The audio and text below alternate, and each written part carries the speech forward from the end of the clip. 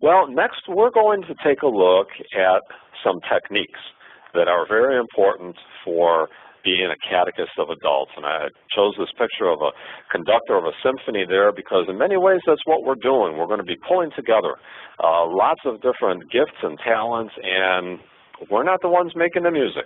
We're facilitating, we're conducting, and the Holy Spirit and the participants are the ones who are going to be making that beautiful music. We're going to take a look at some specific techniques that are needed, whether you're working in RCIA or leading Bible study or doing infant baptismal prep and so on. It's important to remind you that it's beyond the scope of this webinar to go into how to run all of those various programs or processes, I should say, in the parish. So what I'm going to focus on are techniques that are needed in general for catechists of adults, no matter what ministry you're involved in. And so we're going to look at three areas of techniques. The first one being facilitating small groups. If you're working in RCIA, Bible study, infant baptismal preparation, any of those, catechist formation, and so on, we are very often facilitating small groups of people. And by small groups, we're talking, maybe 8 to 10 people in a group, or several groups of about the same size.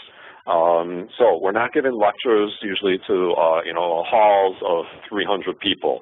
We're gathered with a small group of people.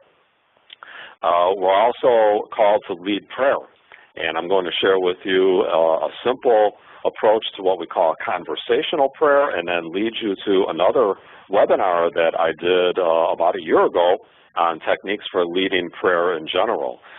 So again, it's beyond the scope of this webinar to cover too many things in such great detail, but I will share with you another webinar that you can participate in if you are particularly called to lead others in prayer in your adult catechesis. And then finally, we're going to look at the techniques for troubleshooting. When I teach catechists of children and junior high and high school, we talk about maintaining discipline.